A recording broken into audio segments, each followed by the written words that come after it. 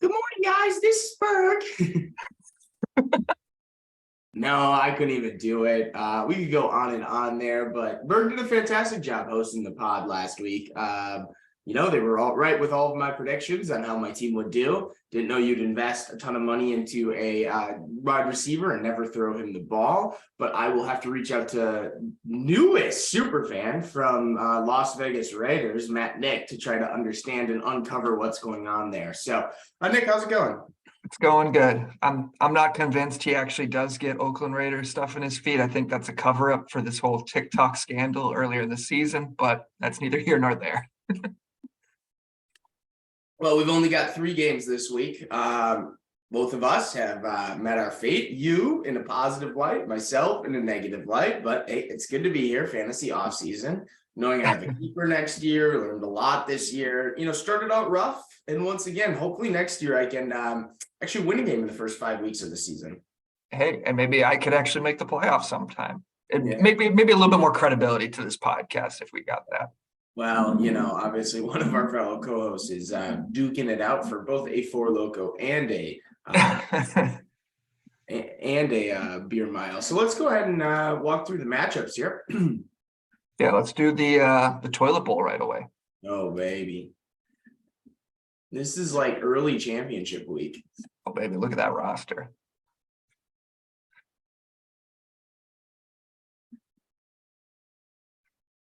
All right, Nick, take us away. All right, yeah. So this is the worst of the worst. Actually, I'm not going to even say that because I think there are teams that are not in the toilet bowl right now that are probably worse than a team or two in this matchup. But nonetheless, we get to see either the Milk Machine himself or Dan run the beer mile. The people in the poll, good responses quickly, I'd say, for putting it up. They think Dan is going to have to run the beer mile. I'm in agreement. I think Milk's team is pretty solid. He is, if he gets Lamar Jackson back and they're able to run all over Atlanta, that's a huge leg up for him. And I just think there's a lot of people on Dan's team that have a little bit of nice name value, like a Chris Olave, Garrett Wilson, that just don't have good quarterbacks throwing them the ball. So I'll take Milk in this matchup for sure. I'll roll with you as well. I'll take Milk here. I didn't realize Christian McCaffrey was questionable. I cannot believe that Greg Dulcich has the quote-unquote projected win over Tyler Higbee. Higbee with that big touchdown was trying to get Milk into the winner's bracket of the consolation side of it, but could not get it done. I reached out to both of these members. Luke, surprisingly, he answered his comments on this matchup. Not worried. So, short and simple. Dan, little MIA, was not able to respond. He's been a little bit hit or miss, which actually leads us to our first fan mail of the day. And this is from an anonymous source. Okay. Hi, Fantasy PD. What should I do tonight? Option 1, listens to my friends' concerns, go to the gym and record a podcast. Or option 2, go to Milwaukee. So, Peter, if you got any comments on that, I'll leave it as is. That fan felt very adamant we should say that on the podcast today. Okay, so the 2 options are stay in Madison. Mm-hmm. Listen to my friends' concerns, go to the gym, record a podcast, or option 2, go to Milwaukee. Listen to his friends. What type of concerns? It's probably someone that just needs to be there for him, Yeah. Or drive to Milwaukee. Gosh. Yeah. Wow, that's a long drive potentially for Cole. So I don't know, man. If it's that far, depending on how important it is to get to Milwaukee, Cole, you might want to think about making the trip, but I don't know. The domes are magical. The what are magical? The domes. The domes are magical. Yeah. I guess if there is something in Milwaukee that you just literally do not have the capability of getting in Madison, then it might be worth it because there are gyms there too. So there's a phone where you could call, but I can't really think of anything or any one that wouldn't be available in Madison that's available to you in Milwaukee, Okay. So you're going option 1. I think that's fair. We have one other fan mail, and this one comes from Harlan all the way in Nashville. So thanks for writing in. We've got a big base. What is harder? a beer mile or a milk mile. How much milk? A gallon? How about we say the same amount of liquid as we would have done for beer? I 1%, yeah. 2% or whole milk? Whole milk has to be the full whole milk. I'm still gonna go beer. I think beer would be harder because of the carbonation and that rubbling around in your stomach. The milk would suck. I think after the second glass or the third glass, as Luke would like to say, it would curdle in your stomach. But I think I could make it if it's only like 4 glasses, the same amount of liquid as a beer. Yeah, I have no read. I would imagine that might hurt a little bit more like afterwards. It might be harder to get that out. Mhm. It might be like having the spins after, whereas at least beer comes up. That's a good point. Maybe you want to puke. I think Yeah. that's Dan's route that he wants to take it when he has to run this beer mile. Okay. All right. Well, I appreciate the fan mail. Let's move along here. We've got milk taking this one. Both of us do. We've got Herbert's Heroes, who's a team that's absolutely in shambles versus Team A. Like if Matt was in the toilet bowl right now against either of those two teams, do you take Matt against them? I think I still do, but I think it's a decision you have to make. I think Cole's team is definitely the favorite here. The poll, everyone that voted in the poll voted for Cole, which probably means Matt might win just because that's how fantasy works. But I think Cole is the overwhelming favorite. I really do not see a world in which Herbert gets this done. I know fantasy is fickle. It is. But my God. I'm trying to, like, for the people, a little bit of a path for Matt to win. So Saquon could go off against Minnesota. Sure. Justin Herbert versus Indianapolis. I mean, we saw what Kirk just put up 35 on him, and they were getting trounced. 1/2, yeah. Yeah. So Christian Watson could That's have a big game. Yeah, that's a top 10. That's a top 10 play at the wide receiver position this week. He can go for 2 or 3 touchdowns. Okay, so there is a path. Of course there's a path. Atlanta against Baltimore, you've got Dobbins. So I'm gonna roll with Cole. Yeah. I reached out to both. Matt did not respond. And this is, by the way, this is fair. I mean, I reached out 30 minutes ago. We wanted some quick hitting information, but Cole was able to reach out. He was able to mention that on this matchup, he said, "It's interesting that Hebert's and my management style are very different, and I think that's a fun contrast since we both got this far in the season. He seems to be big on sticking with the guys he drafted and not making as many changes, while I'm constantly tinkering with my team." Oh. So very, very thoughtful.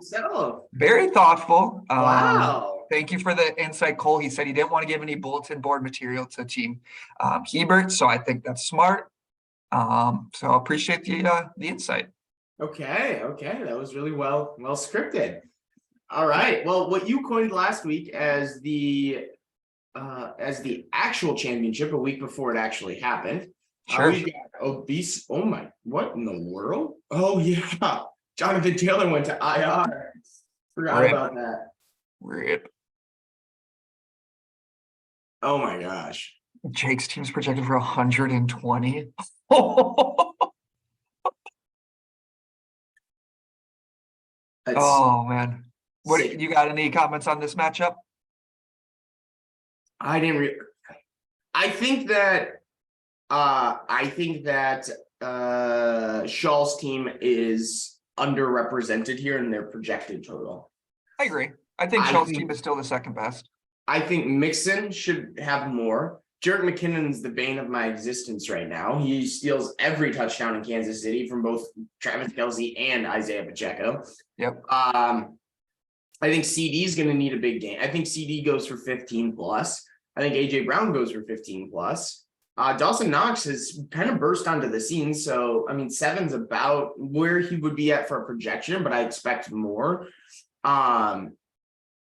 Mari Cooper's been, I think that this projection is way off, to be honest. I think that Shaw's, and if I would put in the projection out there, I'd have Shaw around like 108, 109. Yeah, I agree. I think this matchup's closer than the projections are saying.